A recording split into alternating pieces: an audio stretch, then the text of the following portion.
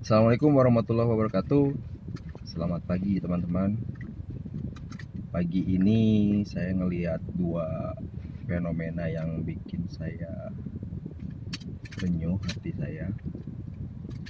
Yang pertama, tadi saya masuk ke swalayan, bukan swalayan ya, mart-mart yang banyak itu ya, yang sudah menjamur. Mungkin tahu lah. Kalau ada mart yang ini, sampingnya ada mart yang lain.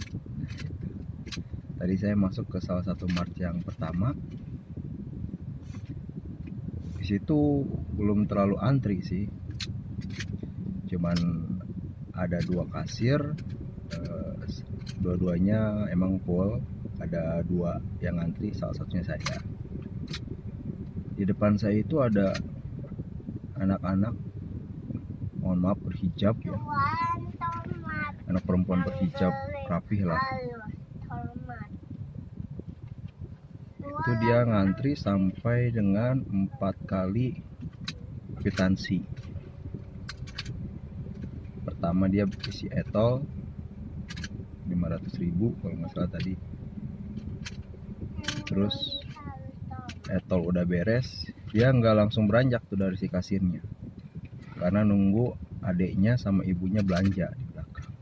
Kayak saya tuh, karena nggak langsung belanja banyak gitu, sedikit-sedikit di meja kasirnya. Di meja kasir udah sedikit, terus nambah lagi si adiknya, di tap lah sama si kasirnya, udah beres, udah keluar kwitansi. Si ibunya datang, udah 2 kwitansi berarti kan. Si ibunya datang, ini seberapa? Si 500.000, tambah lagi 700.000 lagi. Dengan jelas di belakangnya ada saya. Dan kalau yang sebelah kiri udah lancar tuh antriannya. Tambah lagi lah, tambah lagi, isi lagi 700.000. Lama lagi saya tunggu nggak apa-apa. Saya sampai, karena saya kan jajan es krim sama anak saya, es krim sampai saya simpen lagi, ganti yang baru sekali, karena kan udah agak mencair. Saya ganti, udah tuh dia isi lagi 700.000. Ternyata dia nggak beranjak dari kasir itu. Padahal saya udah ngantri udah lama, udah ngeliatin raut gelisah dan tidak nyaman lah dengan kondisi seperti itu. Udah seperti itu, si ibunya sekarang yang ngantri. Anak yang tadi ngantri dia beli jajanan lagi, dia nyari jajanan lagi, nambah lagi lah. Udah beres yang 700.000 diisi, dia nambah lagi yang ini belanjaan. Si ibunya ngelirik ke saya, cuman masa bodoh gitu, tidak memperhatikan. Oke, saya belanja lagi sedikit lah. Udah si anaknya ngasih jajanan yang baru di depan si ibunya, dia kayaknya ke mobil. Di mobil ternyata bapaknya katanya mau pesan lagi. Oke, dia nyari yang dipesan sama bapaknya. Baik lagi dia ke kasir, ke si ibunya, nggak ada bu pesanan sama bapak, cari yang ini aja rasanya. Dia nunjukin suatu minuman lah dengan rasa tertentu, nggak ada. Nyari lagi, si ibunya nggak beranjak. Padahal di situ saya bawa anak kecil, udah rungsing gitu, udah pengen cepet pulang, udah lama. Nyari lagi sampai ada tuh pesanannya. Yang saya keselnya si ibunya pas nunggu, dia tunggu dulu di sini, ibu mau nyari lagi katanya makanan yang lain. Sayangnya kasirnya ya diam aja. Harusnya kan udah lihat di belakangnya cuman belanja tidak banyak lah, cuman es krim sama camilan-camilan anak. Kenapa nggak didahulukan? Itu yang pertama. Terus yang kedua, kok bisa gitu orang bersifat seperti itu, tenggang rasanya kurang, tidak punya rasa. Bagaimana kalau dia posisinya ada di saya, dia pasti akan marah juga. Di situ saya kecewa. Es krim saya masukin lagi ke kulkas, barang-barang yang diambil sama anak saya dan saya simpan lagi ke tempat biasa, saya tinggalin. Dek, kita ke sebelah aja. Kebetulan di sebelah ada mart juga, karena biasanya kan mart-mart ini kan berdempetan. Saya pindah, mart yang lain enak lah, posisinya lebih enak dari yang sebelumnya. Saya belanja biasa lancar lah, di situ lancar. Ketika saya keluar, ini ada fenomena lain lagi. Di mart yang sebelumnya itu semuanya laki-laki yang jaga, di mart yang ini perempuan semuanya. Datanglah bapak-bapak. Bapak-bapak ini posisinya saya sudah selesai, saya masih di mobil, baru masuk ke mobil mau pulang begitu. Ada bapak-bapak naik mobil, parkir di depan mart ini, terus beli gas 12 kilo, bukan yang 5 kilo ya. Kalau di rumah saya cuma 5 kilo shipping gitu. Saya beli yang shipping ini yang 12 kilo. Dia manggil si teller yang ada di dalam itu, si bapak ini.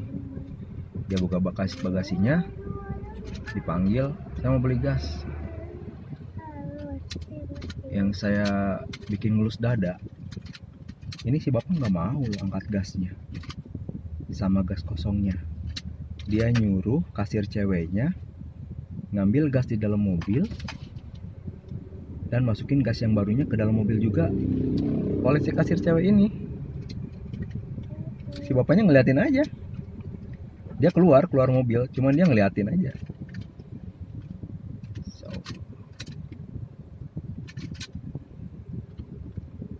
Entah apa yang Allah ingin perlihatkan kepada saya, cuman saya banyak pelajaran di sini. Ini padahal baru keempat harinya Ramadan ya. Keempat harinya Ramadan. Mohon maaf, yang saya lihat sih tidak ada perubahan.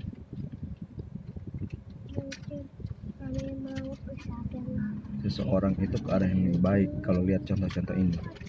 Mungkin Allah memberikan saya petunjuk bahwa Ramadan itu bukan berarti seseorang itu atau tidak semua orang kembali ke fitrahnya, atau tidak semua orang menjadi lebih baik. Kalau karakternya seperti itu, ya harus seperti itu saja. Pelajaran untuk saya dan untuk teman-teman nantinya agar lebih peka lagi. Apalagi yang barusan terjadi, waduh, kasihan sekali nih bapaknya. Saya mau turun, mau bantuin, takutnya kesinggung si bapaknya, karena di samping mobil saya banget parkirnya. Kenapa saya bisa cerita seperti ini? Karena saya melihat langsung, merasakan langsung. Saya pikir tabung gas 12 kilo kalau kita sendiri saja yang ngangkat laki-laki itu lumayan berat loh. Soalnya saya lihat si mbaknya gotong pakai tangan, pas mau masukin ke mobil dia turunin dulu ke bawah. Udah turunin ke bawah baru dimasukin ke bagasi belakang mobil tersebut. Buat kaum laki-laki tolonglah hargailah, walaupun si mbak itu cuma pekerja, hargailah. Kan ada hal-hal memang yang harus dikerjakan oleh pekerja tersebut. Ya kalau kita bisa bantu, kenapa tidak? Hanya ngangkat gas dari situ ke situ aja. Dan laki-laki itu kan diberi oleh Allah kekuatan yang beberapa kali lipat dari perempuan. Itu harusnya digunakan. Dengan kita menggunakan tenaga tersebut, berarti kita bersyukur dengan apa yang telah Allah berikan. Ya, semoga jadi pelajaran untuk saya, pastinya insya Allah akan jadi pelajaran. Dan mungkin untuk teman-teman yang menonton video ini, semoga menjadi pelajaran juga. Lebih tenggang rasa ketika ada di tempat umum dan digunakan oleh umum, sesuatu tersebut lebih hargai.